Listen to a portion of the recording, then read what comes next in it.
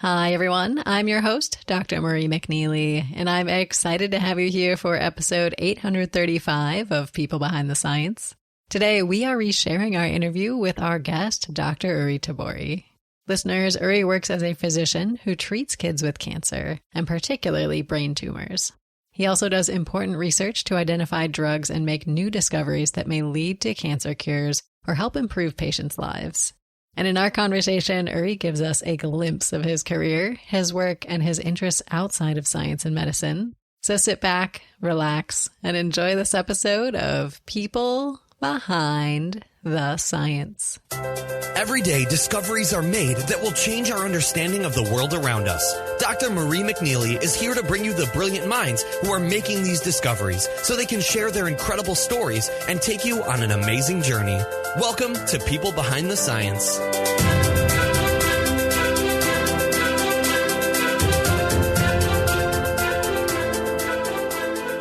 Hello, everyone, and welcome to People Behind the Science. Today, I am delighted to speak with our guest scientist, Dr. Uri Tabori. So, Uri, welcome to our show today. How are you?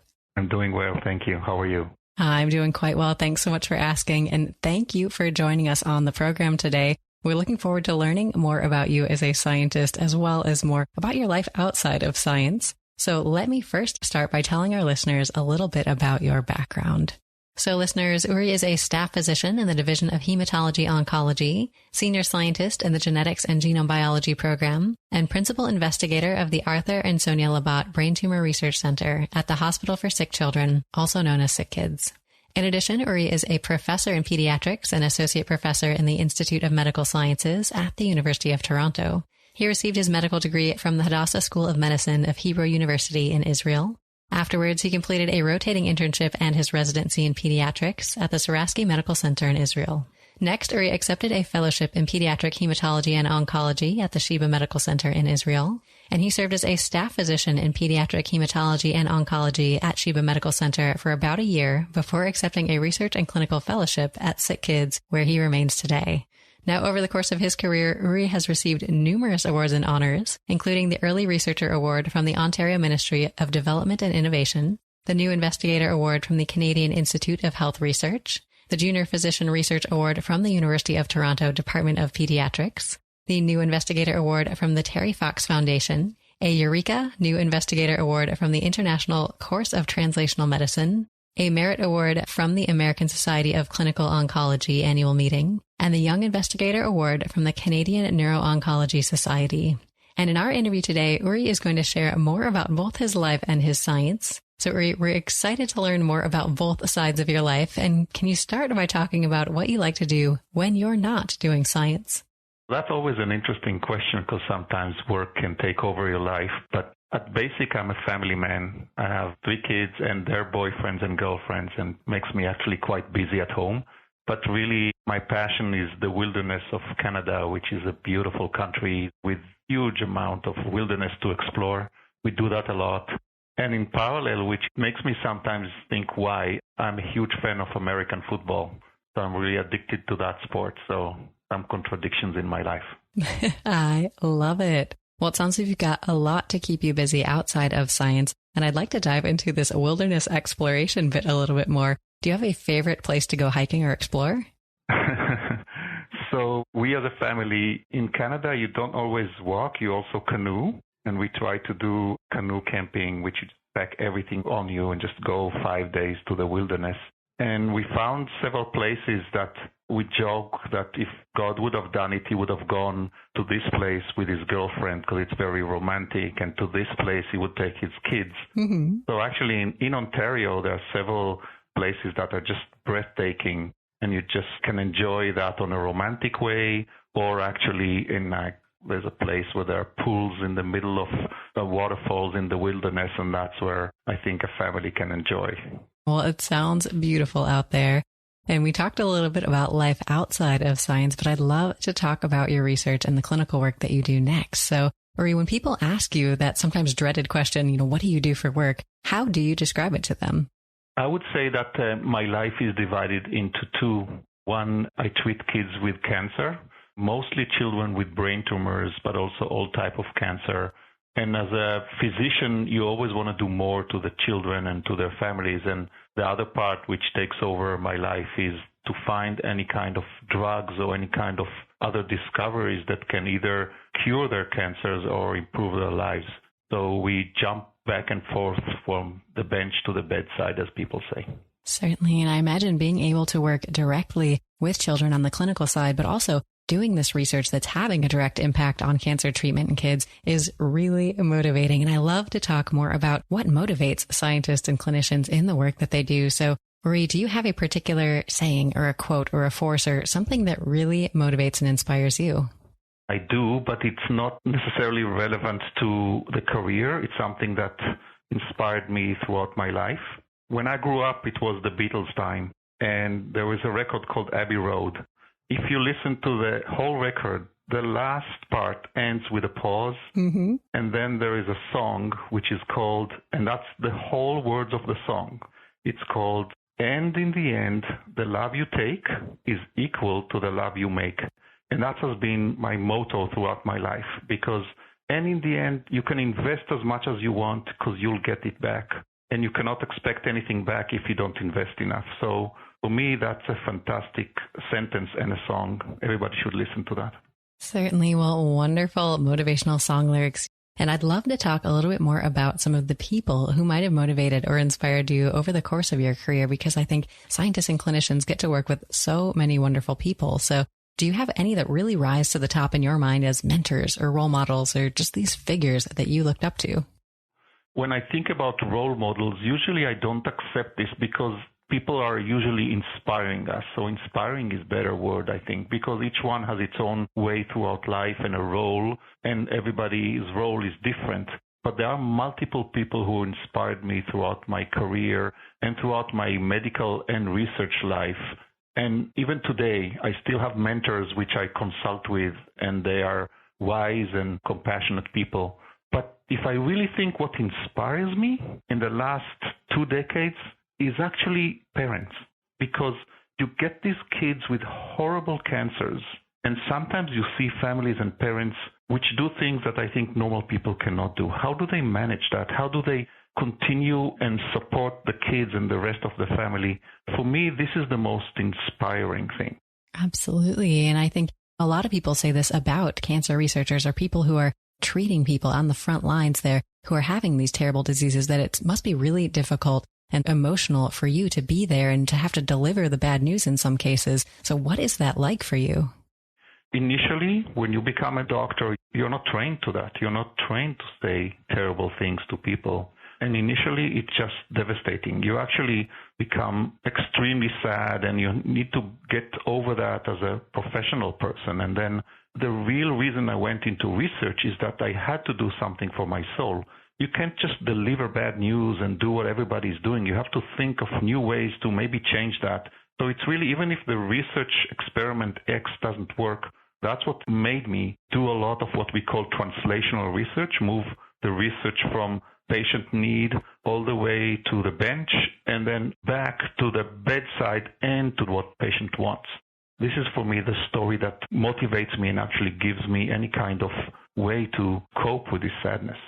Certainly, and you touched on part of the reason you got into research. Can we go back even farther, Uri, and talk a little bit about what first sparked your interest in maybe medicine and science in general, all the way back at the beginning?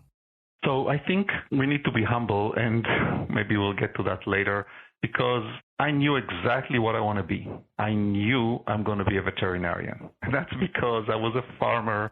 I grew up in a faraway farm, and I loved to treat cows, and I knew I was going to be a vet. And then I went to pre-med, because that's how it works. You need to do pre-med before you go to veterinary school. And then I fell in love with medicine to treat humans. And then I fell in love with children's medicine. And then I fell in love with cancer, because at that time, even 20 years ago, there was much less cures than today.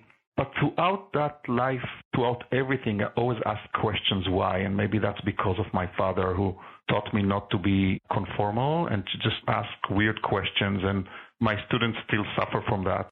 And that made me actually ask, we are not accepting that this is the survival or this is what happens with that disease. And the answers to that is research.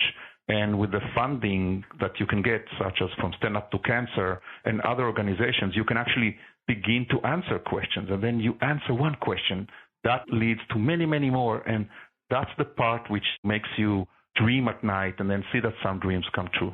Certainly. And Uri, I love the point that you brought up that you sort of need to be humble, because I had a similar experience where I was certain I wanted to be a medical doctor. And then I ended up being able to have an opportunity to try research and sort of fell in love with that instead. And I think these unexpected twists and turns in your career can be really interesting additions to your story. And I'm curious to talk a little bit more about how you went through that pathway. So can you tell us a little bit about what happened next after you sort of made this decision that you wanted to pursue medicine and cancer? I would love to. So actually, I was sure I'm going to be a pediatrician working in the emergency room because it's fascinating. You see all kinds of diseases. And then actually one of my best friends who was a staff physician at my institute had to take a maternity leave. So I had to cover her during my residency in pediatrics, and that was in the cancer unit. And maybe because of that, I'm blessed to treat kids with cancer, and then I fell in love with cancer.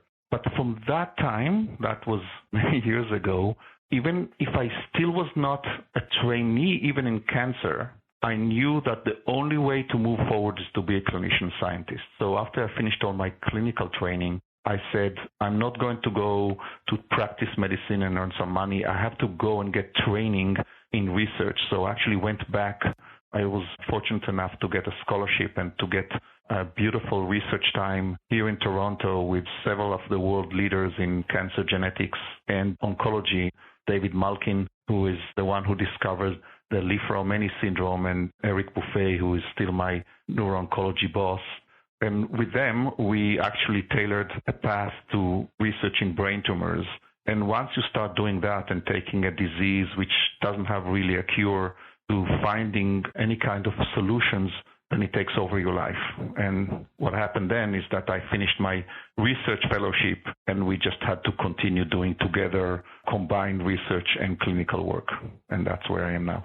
Certainly. And I understand this move from Israel all the way to Toronto must have been a big change for you. So can you tell us, what was this transition like? So you have these phases in life where you feel young again because you actually don't know anything. Happens in many phases. When you go to grade 1, it's a different story. But for me, that was a fascinating part of life, isn't it? Because you become young again. You have no idea where you're going to. You don't know how people think, how people talk. But as we talked from the beginning, when I saw the Canadian wilderness coming from a desert country to a country full of lakes and green, even today I still feel young, that I need to go more and see more. The same with little things in the city, which I remember the buses in Toronto, to open the door, you need to push the back door. Don't ask me why. So you get to your stop, and you're waiting for the door to open, it doesn't open, so you go to the next stop. Right. So you make these funny mistakes that you laugh at yourself at older age because it makes you young. So I actually enjoyed the initial 2 years of adjustments. I like it. Well, it sounds like you were able to adapt well, and things are going amazingly there at the University of Toronto and also the Hospital for Sick Children. So can you talk a little bit about some of the projects that you have ongoing right now that you are just so excited about? So what happens in research and in medicine is that we live in an era which is very exciting, because I started doing medicine when we treated kids the same way we treated 15 years ago. There's chemotherapies. I actually would say that even when I look from today back, it's 30 years ago, it's the same therapy. But then in the last 10 years, because of the genomic discoveries and other technologies which exist today, things are changing so fast, we actually don't know what's the long-term effects of some of the novel therapies that we have today. So my two major projects right now in the group, and it's not even a lab because it has several groups which involve clinical and research groups. One is dealing with the most common childhood brain tumor, which is called low-grade glioma. That's a tumor that we used to not even biopsy because it didn't mean anything. We used to treat the children and pray, and we called it art of oncology. And in the last 10 years, due to precision medicine, we find that each tumor has a different mutation, and we moved away from surgery, radiation, and even chemotherapy to targeted therapy. So some of these kids now are getting pills, and the pills are much more effective than all the older treatments, and of course much less toxic. And we're even dreaming of doing this type of therapy in developing countries, because you can assume that in Africa, you have very difficult for a family to travel 5 hours from their farm to get chemotherapy, and they cannot tolerate the side effects. But if the same tumor will be treated with a pill and they have to come every 2 months just to get prescription and follow-up, this will be a revolution. So we're already in the phase of, wow, what do we do with that? But we have no idea what's the long-term side effect. The second part, which is more fascinating, is that, as I told you, I came here to do cancer genetics with world leaders like David Malkin, and we found this rare genetic syndrome through teleconferences in countries like Pakistan and Jordan, which have a lot of these kids with that syndrome, which is most aggressive cancer syndrome in human, called CMMRD, which means there's no way for the cells in these patients, it's called germline mutations or cancer predisposition, to repair mistakes during the time that the cell is dividing, replication.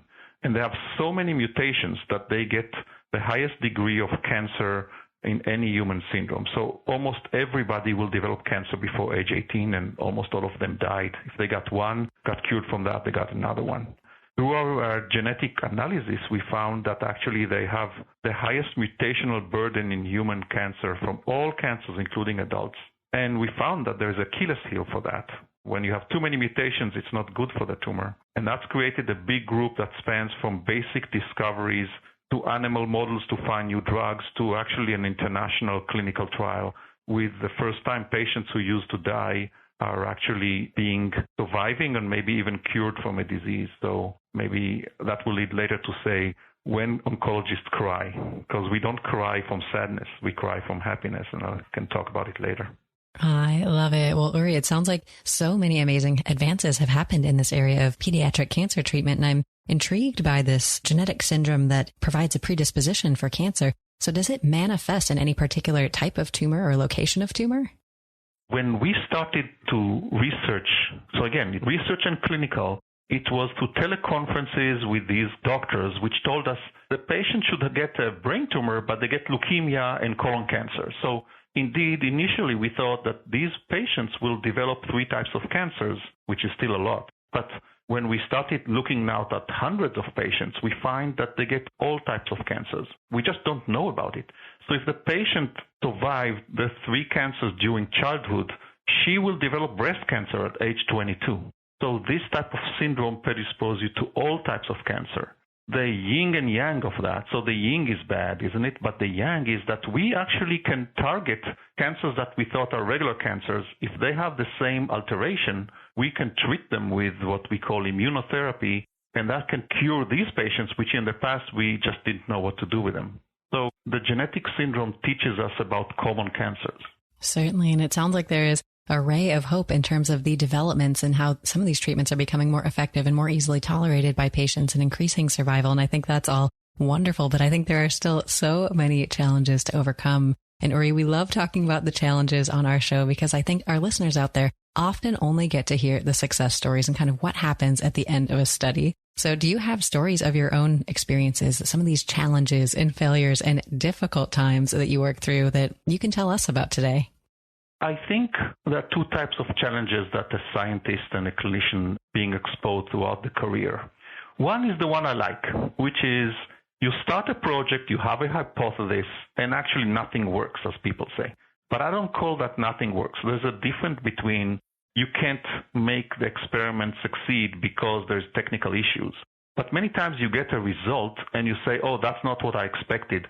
I actually love that. These are the things that lead to changes. And a lot of these things in my personal career, but also in my colleagues, you really know that you're going to get that result, and you get a result which people call it didn't succeed. These are the ones that lead to discoveries, the unexpected results. So whenever my students get an unexpected result, we actually love it. We sit together and we say, okay, what can be the reason? That resulted in several absolutely fascinating careers and concepts, and some of them are actually being translated to clinical care, including the fact that these rare patients will have cancers of all types and will have hypermutation, which mutations are actually thought as a bad thing, but too many mutations is a good thing. We didn't think about it initially, but we saw that when the cell gets too many mutations, they die. So again, this is an experiment that didn't work. Certainly. So that's the good kind, yeah. The second part is actually very interesting and relates to how the world helps research. And in translational medicine, the easy part is what we call the bench.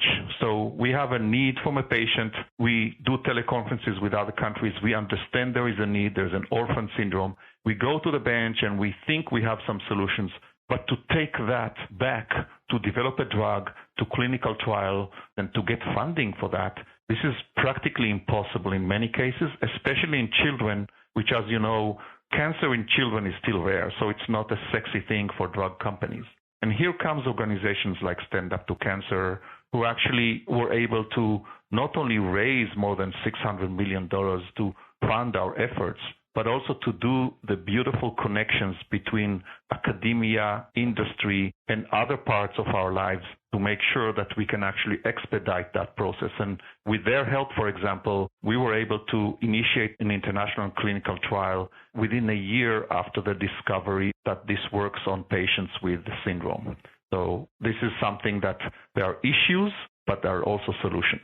Certainly. Well, Uri, it sounds like you have so many great things going on there, and there have been many wonderful successes in addition to these challenges that you have experienced in your research and your clinical care. So do you have a favorite success story you'd like to share with us today? There's one story which I repeat for myself many times, although every student in the lab is a success story, and every group work with my fellow clinicians and new patient who responds is a success story. But I wanted to go back on something that struck me, because about 3 years ago, we got the permission from a company to give a drug for the first time to children. It's immunotherapy drugs to attack recurrent glioblastoma. Glioblastoma is the most malignant brain tumor, and children who have recurrence number 3 usually die within a month or 2.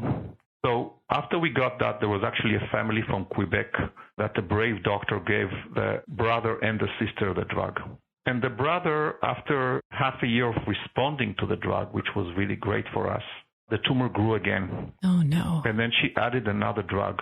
And I'm so sorry to say I'm used to the sad news as a physician that the patient is not doing well. And then she calls me urgently. And I still remember it today. I was sitting at home with my kids watching the TV. She calls me and she says, "Uri, I cannot find the tumor." Oh, wow. I've never seen that before. And I actually started crying as a baby because I've seen many glioblastomas who progress, and we know what happens, and we know how to hug families. But I've never heard of a glioblastoma disappear. So when I heard that from my friend from Quebec, I cried because doctors are not used to good news. So for me, it's a lesson about life. Certainly. Well, I think that is a wonderful success. And I think it's important to remember that each of these advances, each of these things that you discover in the work that you do has an impact on individual people and their families and their lives. So I think that's huge.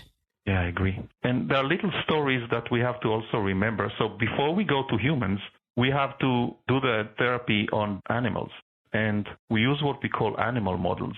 But many of the animals models don't succeed. They don't mimic the human condition, so we can actually give them the right drugs. And we have some success stories in my group recently with amazing students who actually created these models. So the day they tell me that, oh, the model mimics the human syndrome, for me is also a huge success, although the road is long from there to translating that to patients. Certainly. Well, Uri, thank you so much for sharing some of these wonderful success stories from your work. And we've talked about different aspects of your career as well as your life outside of science. And one of the things that I love to chat with all of our guests about is what they are reading, to get some book recommendations for myself and our listeners out there. So, Uri, do you have a favorite book, whether it's related to science or not, that you can recommend for us today? Yeah, I think when I grew up, I was really inspired actually by authors who wrote epic stories. And for me, 100 Years of Solitude was like one of the books that I recommend to everybody to read. It's very difficult, and Gabriel Garcia Marquez is a genius. But it's actually not a simple story. I think it's about love, but it doesn't end well.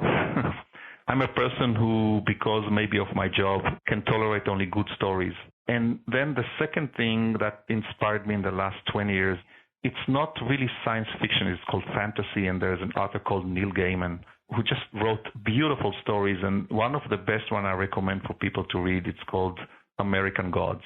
And that changes all your conception about the relations between humans and religion, but also it's a beautiful fantasy story. They tried to make a TV series out of that recently, and I think it failed, but the book is fantastic.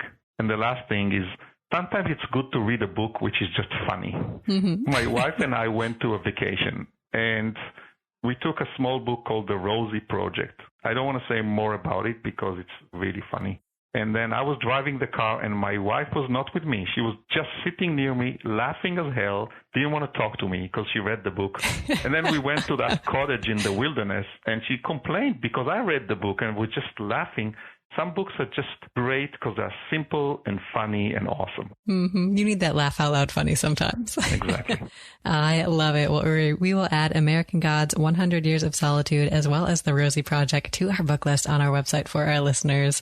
And I love getting these recommendations and kind of hearing a little bit about what scientists are reading, but also hearing about some of the places that you're able to travel. You mentioned you read this book on vacation. And I know that travel is a big part of the life of scientists and clinicians because you're traveling all over the world, sharing your research, working with collaborators. So can you tell us what your favorite travel memory is from science?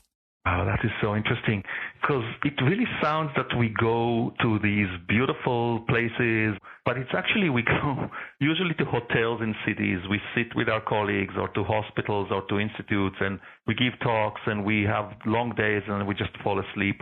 Even if you go to New Zealand, you're not actually enjoying the country.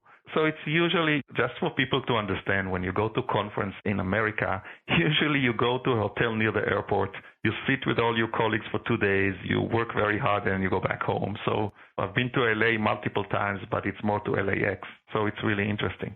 However, I had a really, for me, inspiring trip recently. I went to India, and I visited two of their biggest centers. These are childhood cancer centers, which are really, really built well and does amazing things. They actually treat in 1 year 10 times more than most big institutions in the States in that specific city. Oh, but wow. They do it so efficiently, and the doctors are such amazing clinicians that they actually do really, really great work.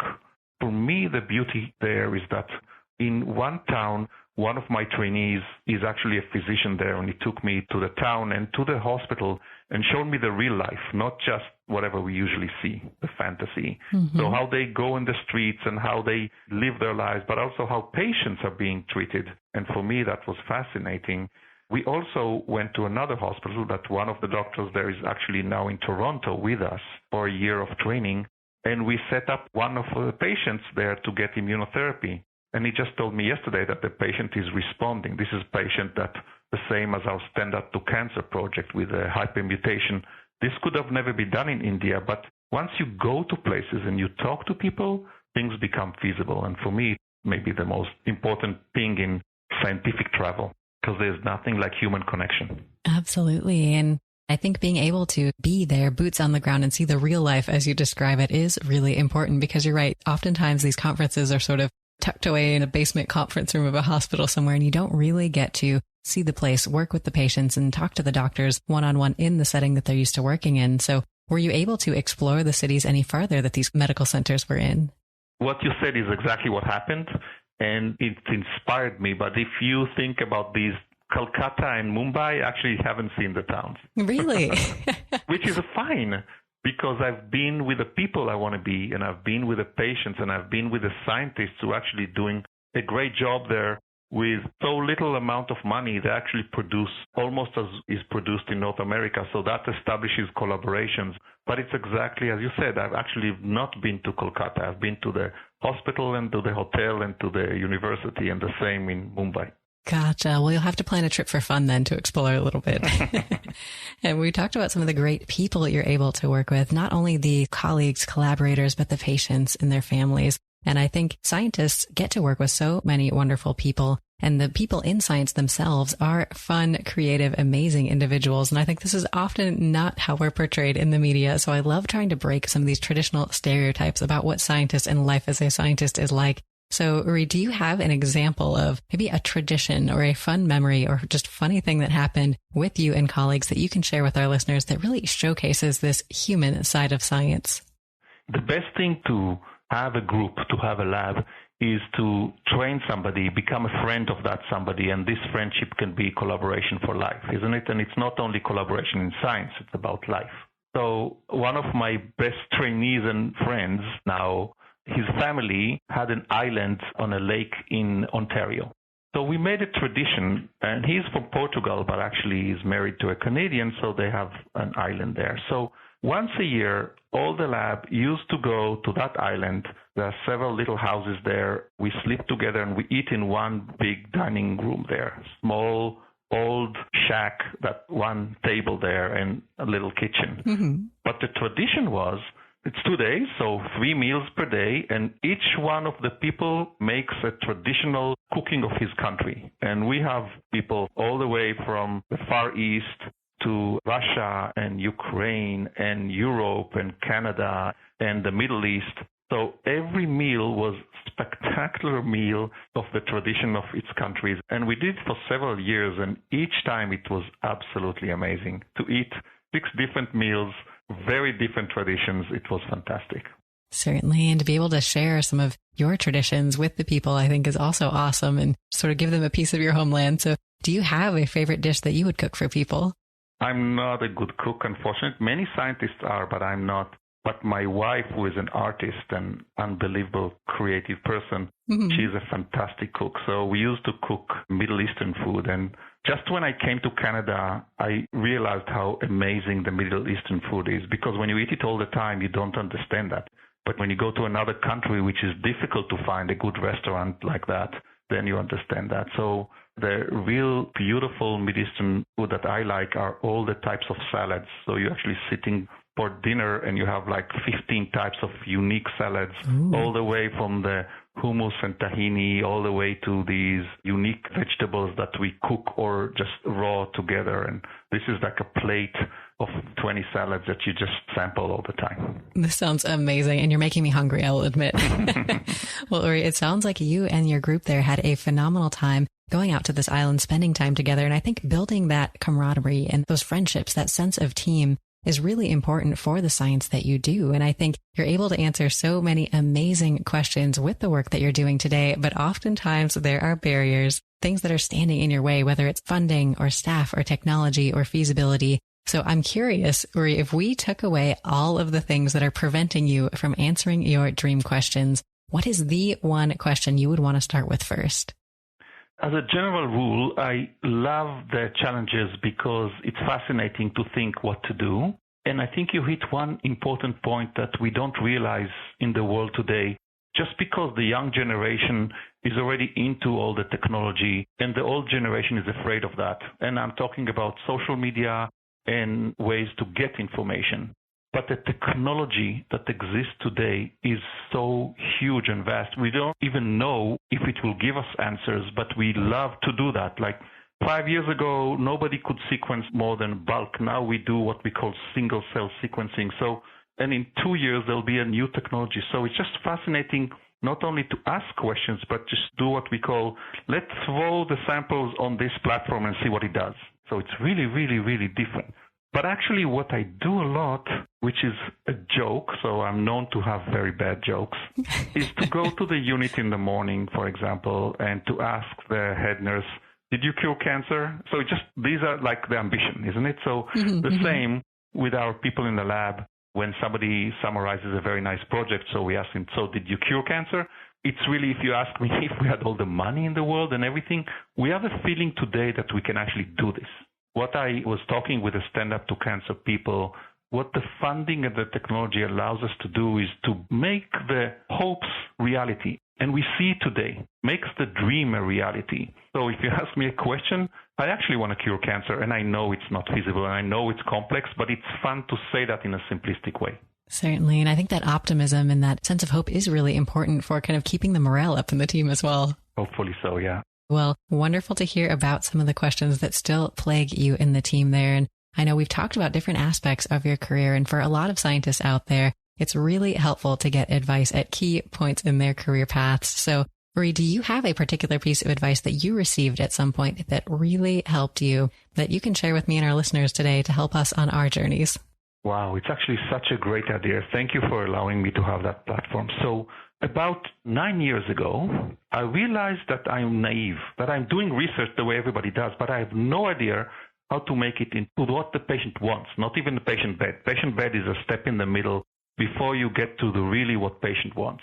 And then I joined an organization. I was a student. Now I'm a part of that, which is called Eureka, E-U-R-E-K-A.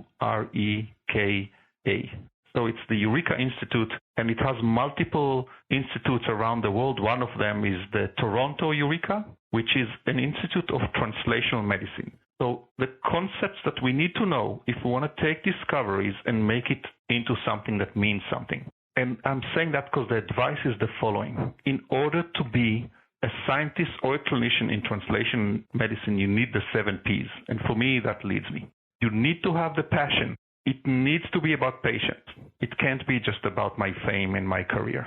You have to have patience. You have to give it time. Nothing works fast. All the big papers that we had took me 3 to 5 years. And it's fine. You have to have patience. You must in science be persistent. You hit the wall, just do it again. Be smart, not hit the same place. But if you are persistent and you have the patience, it always works. It's fantastic. There is nothing today that works without partners. It's all about collaboration. The technology as we spoke and everything, nothing works without partners. And anybody who worked with partners know that each one has its own personality and issues, but partners is a big part and enjoy that. And the last 2 things relates to what we spoke in the beginning. Please have personal humility, because it's not about us, it's about the patients, and we always make mistakes, and please have the humility. And the last thing, it's actually a privilege to do science. Some people cannot do that. They have to do other things. So it's a privilege to have all the 7 Ps. Well, Uri, wonderful advice, and we appreciate it. Listeners, definitely remember these 7 Ps as you go through your day. And Uri, is there any other last message or a last note of inspiration you want to leave us with today? Maybe, and in the end, the love you take is equal to the love you make. I love it. Well, wonderful note to end on. Uri, can you tell our listeners if they want to learn more about you and the work you do, where should they go or how should they get in touch? The easiest way is through emails. All the busy people are not always quick with emails, but the email that I have is uri.tabori@sickkids.ca. We also have a website for our international consortium of the happy mutation replication repair deficiency that one can find. Once you do that, you'll just find it on the web. And I think people who are interested more about translational medicine, scientists and clinicians, please contact us through the Eureka Institute or the Eureka Toronto, which is for people who are in North America and want to explore more. Perfect. Well, listeners, definitely check out these resources. Get in touch with Uri if you have any questions. And Uri, thank you so much for joining us on the show today. It's a pleasure. Thank you. Well, it was a delight to chat with you today. And listeners, wonderful to have you here with us as well. We'll see you next time on another episode of People Behind the Science.